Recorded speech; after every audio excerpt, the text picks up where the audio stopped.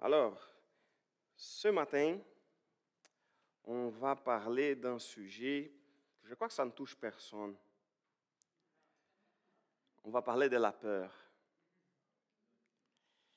Et parfois, on sait que dans la vie, c'est pas mal normal, c'est tout à fait normal de ressentir de la peur. Ressentir la peur. Et pourquoi? Je ne sais pas. Mais parfois, elle surgit face à différentes circonstances. Parfois dans une maladie inattendue. Parfois dans une perte qui parfois nous brise le cœur. Parfois dans des incertitudes financières. Qu'est-ce qui va arriver avec notre voisin au sud? Alors ce sont parfois des questions qui, ça s'en vient. Qu'est-ce qui va arriver? Qu'est-ce qu'on pense du lendemain? Parfois ce sont des menaces qui semblent plus grandes que nous autres. On n'a rien à faire. On ne peut rien contrôler. C'est pas mal difficile. Mais qui parmi nous n'a jamais senti son cœur s'accélérer ou ses pensées s'emballer comme devant une situation qui échappe à son contrôle? C'est normal. Parfois, ce sont des dangers, disons, des vies. Disons, on était devant une situation qui notre vie était en danger. Mais parfois, les circonstances nous amènent aussi à la peur. La peur, c'est pas mal une réaction humaine, naturelle. C'est comme un signal que quelque chose nous préoccupe profondément. Ça arrive. Mais si la peur est normale, elle peut aussi devenir un poids qui nous paralyse. Parfois, à cause de la peur, on ne peut rien faire. On ne bouge pas. On s'arrête à cause de la peur. On est paralysé par la peur. Surtout quand les circonstances se dressent comme des montagnes devant nous, qu'on regarde, hey, je ne peux pas. C'est trop pour moi. Ce n'est pas toujours facile dans ces circonstances de garder la foi.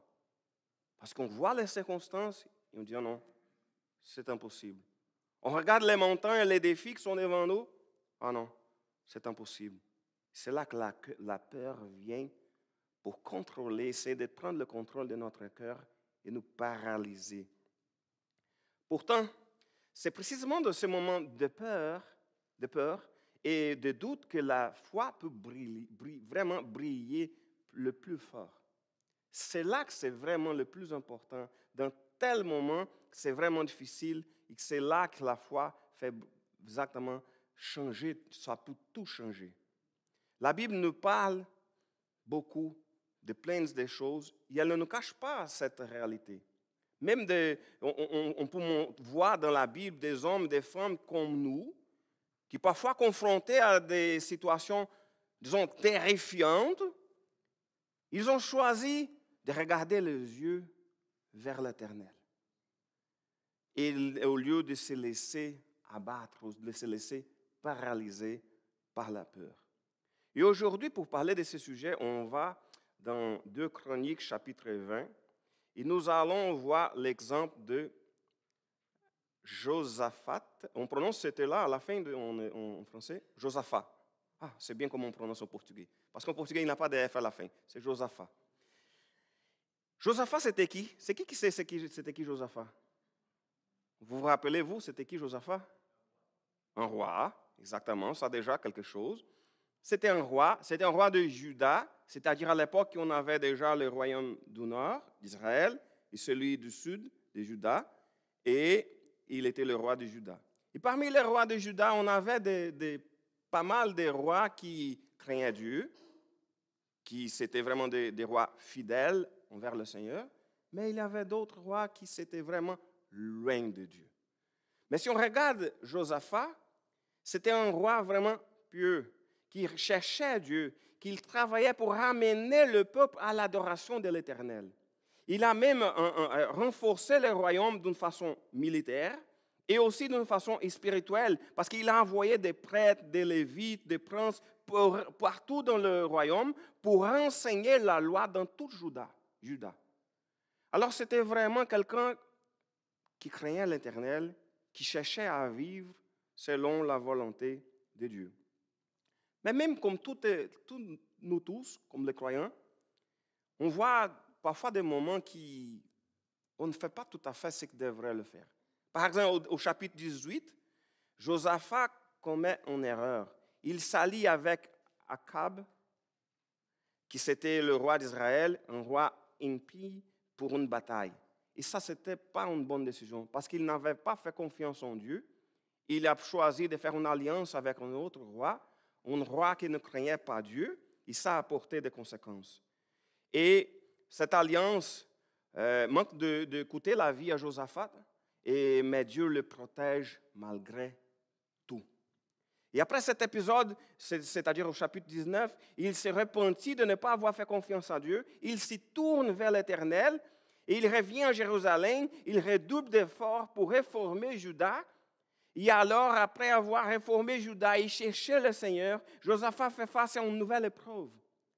Parce que les épreuves ne viennent pas juste quand tout va bien, mais elles viennent aussi quand tout va mal ou quand tout va bien. Si on est près de Dieu ou si on est loin de Dieu, les épreuves sont là. Lisons le premier verset jusqu'au début du troisième verset. Par la suite, les Moabites et les Ammonites, renforcés par des Maonites, s'y mirent en route pour faire la guerre à Josaphat. Alors imaginez-vous, on parle de 3 peuples qui sont mis ensemble avec les Maonites, les Moabites et les Ammonites, s'y mirent en route pour faire la guerre contre Josaphat. Alors c'était pas mal déjà difficile, un royaume contre un autre royaume. On parle de 3 royaumes qui sont venus pour faire la guerre contre Israël, comme il a dit, faire la guerre à Josaphat, parce qu'il était le roi. Et au verset 2, il est écrit qu'on vint prévenir Josaphat en ces termes. Regarde le terme. Qu'est-ce qu'ils ont dit? Une vaste armée est en train de marcher contre toi.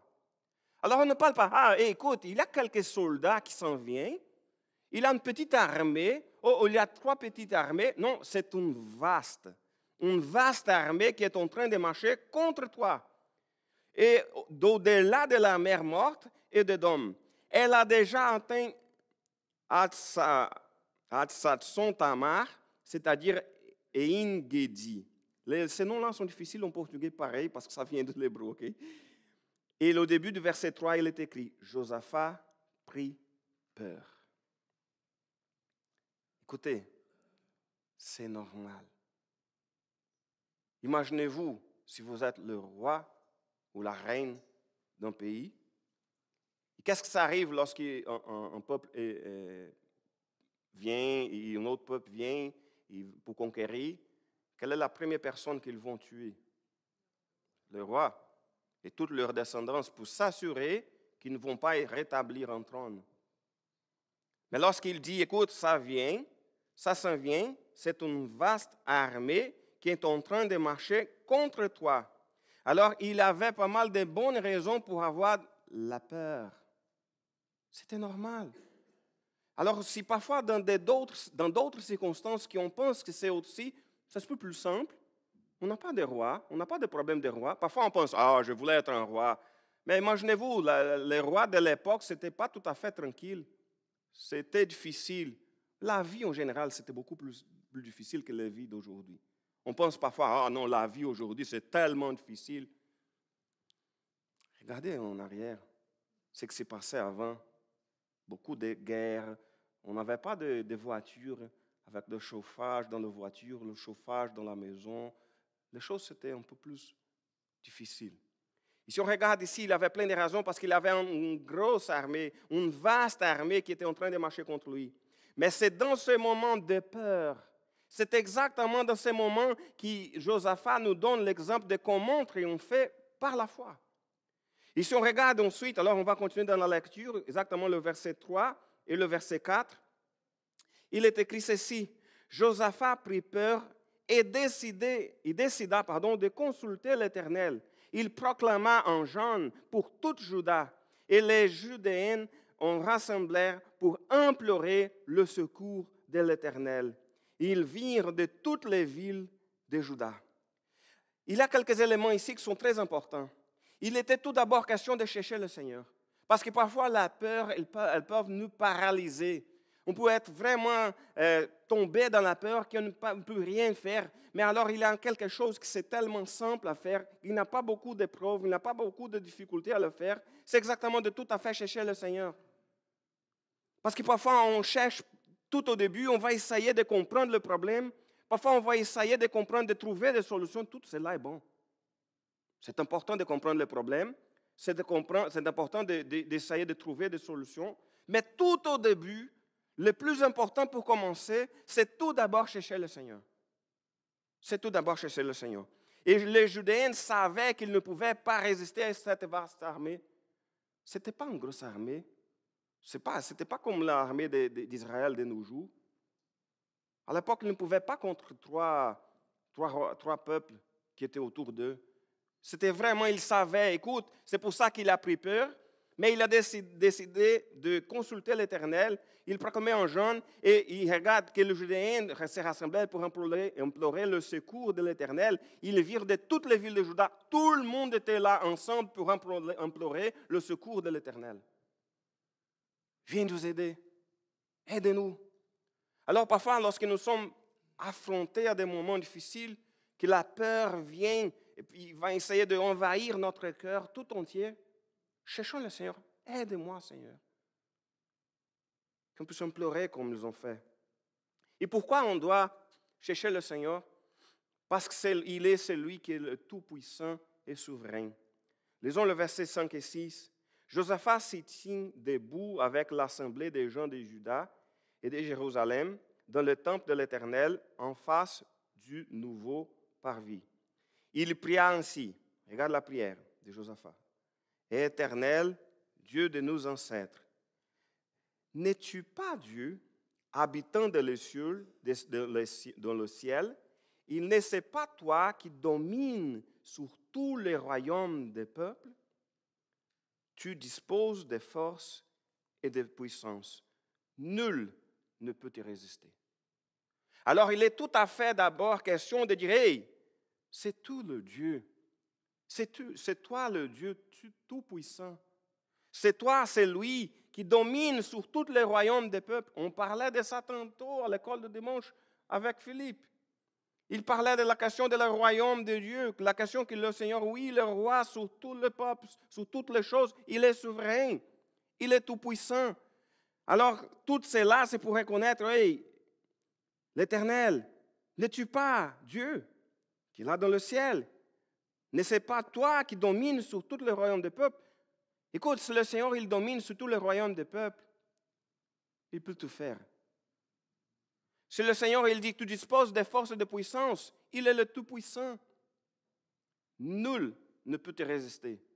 Alors parfois, on regarde les problèmes, on regarde les circonstances difficiles, et on pense toujours, ah, ok, c'est impossible pour moi.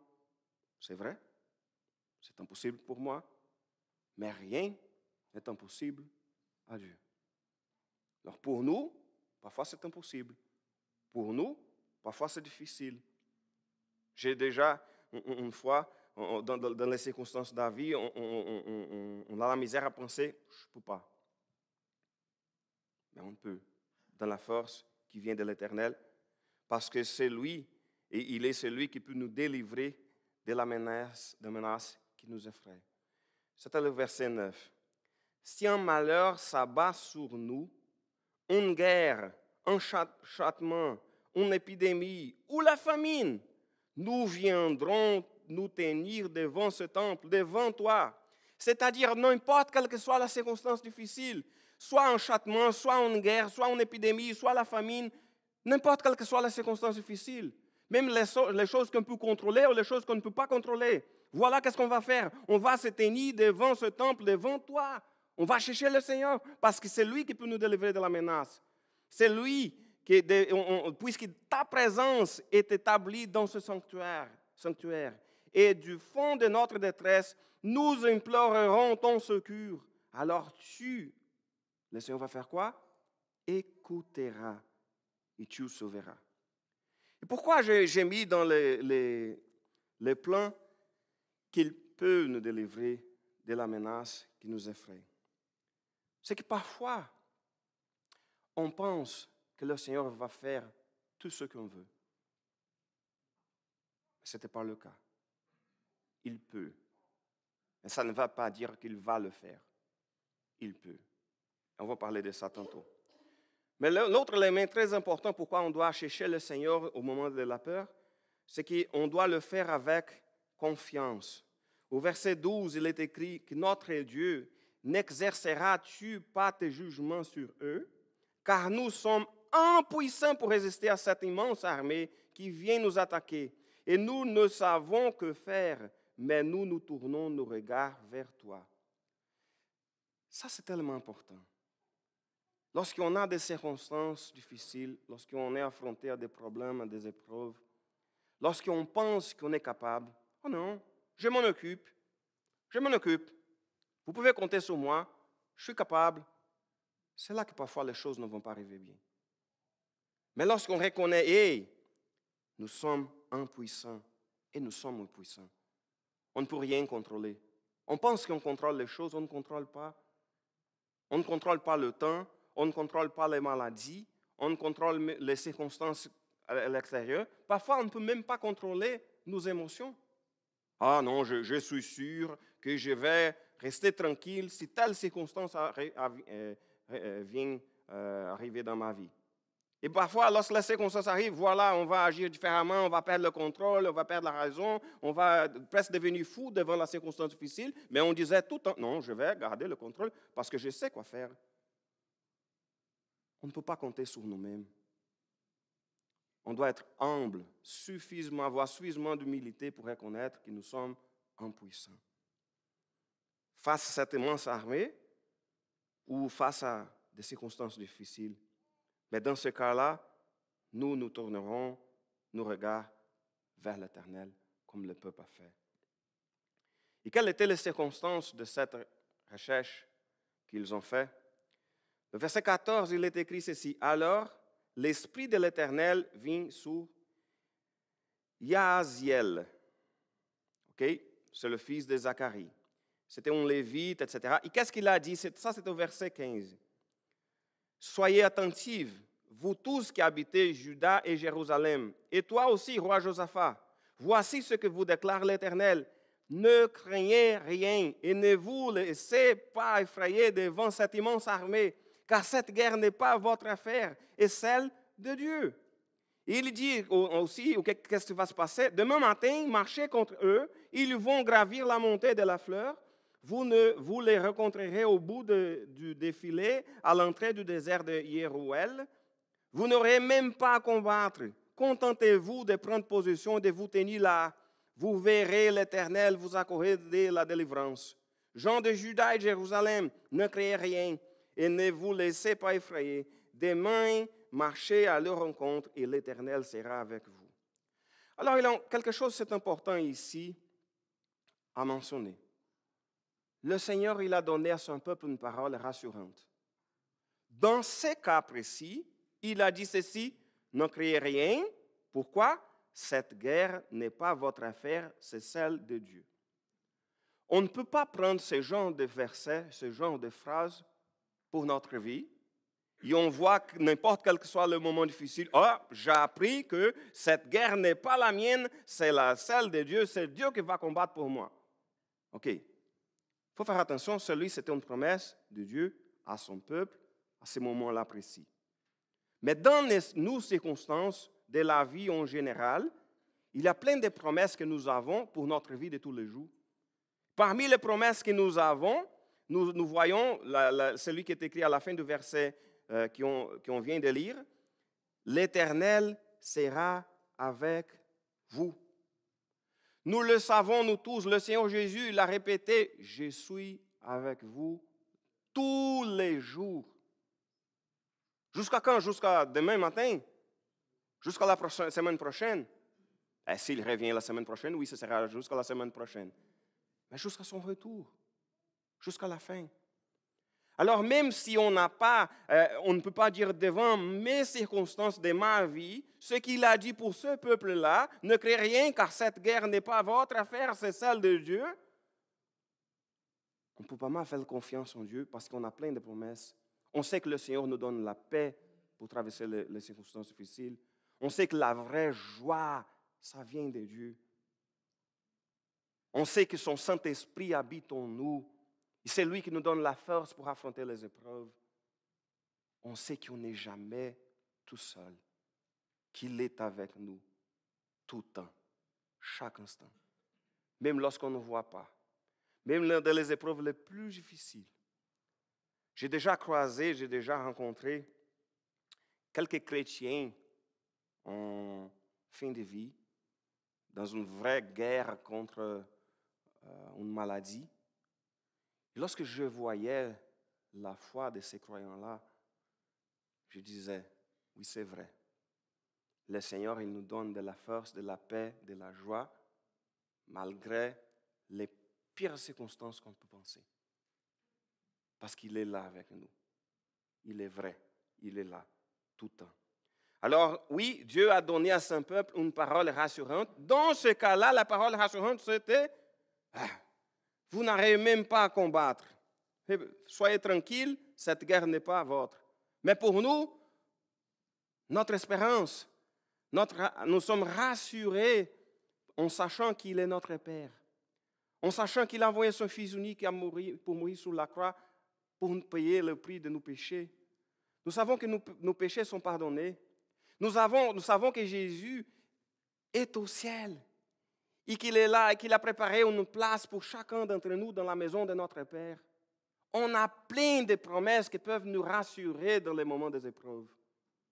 Et surtout, il est là avec nous.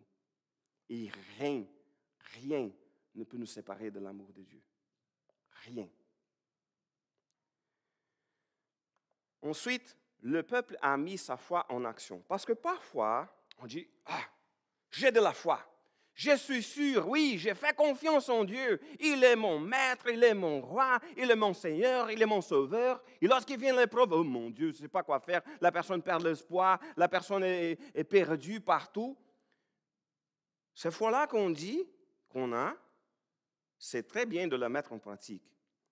Et c'est ça que le peuple a fait. Au verset 21, on lit ceci. Il s'était concerté avec le peuple et avait placé en tête de l'armée des musiciens pour louer l'Éternel. Et la majesté de sa sainte personne, ils s'y mirent en route devant les soldats, en armes, en chantant « Louez l'Éternel, car son nom durera toujours ». Écoute, je vais faire une petite pause, je vais lire le 22 après. Imaginez-vous dans une bataille. C'est qui qu'on met devant le peuple? Les soldats, pour combattre.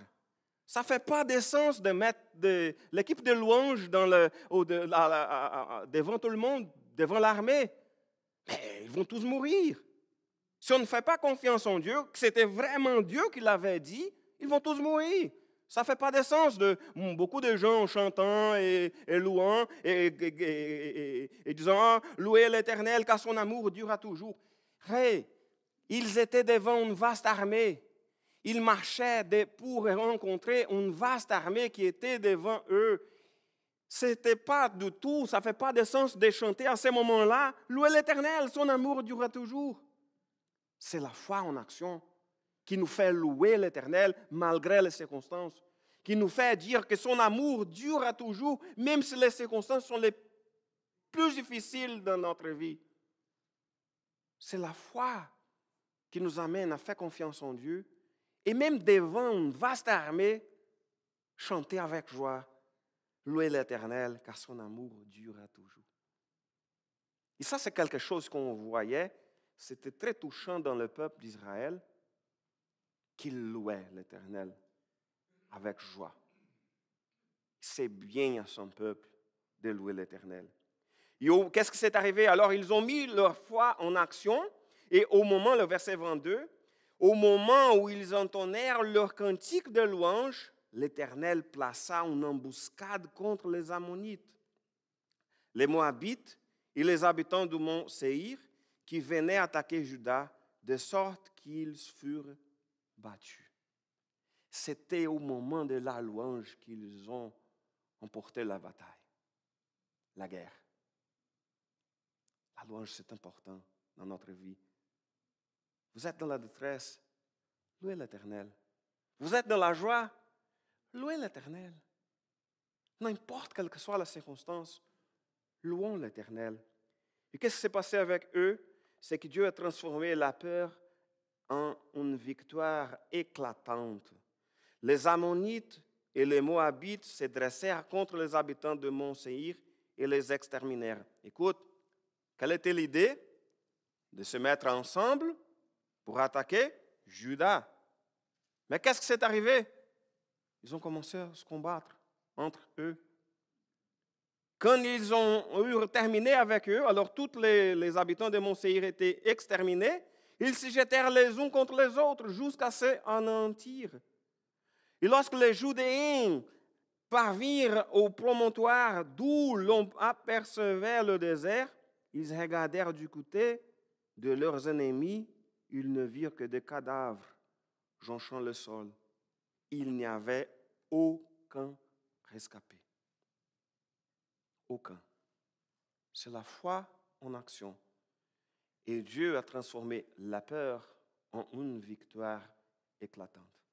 Ça veut dire que dans notre vie, chaque bataille qu'on va avoir, on va toujours emporter la victoire.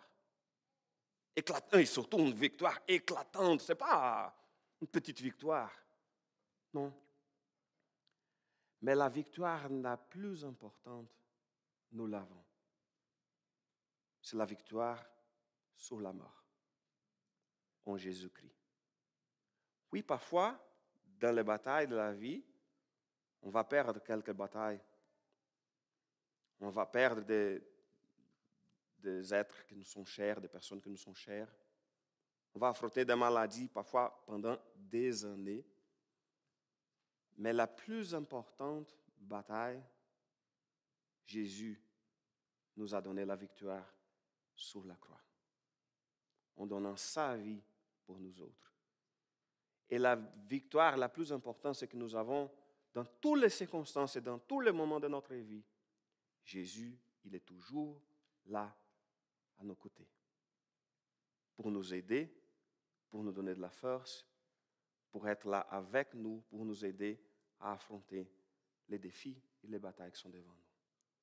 Oui, parfois, dans les circonstances difficiles de la vie, la peur va essayer de prendre le contrôle de notre cœur. Parfois, comme on va chanter tantôt, l'ombre et la peur vont nous entourer. Les choses vont se compliquer tellement. Mais le Dieu de victoire est à nos côtés. Il est là avec nous. Louons l'Éternel avec joie. On va chanter ensemble, dire exactement que le Dieu des victoires est à mes côtés. Alors, dans les moments les plus difficiles, dans les épreuves de la vie, qu'on puisse faire confiance en lui. Il est là. Louons le Seigneur.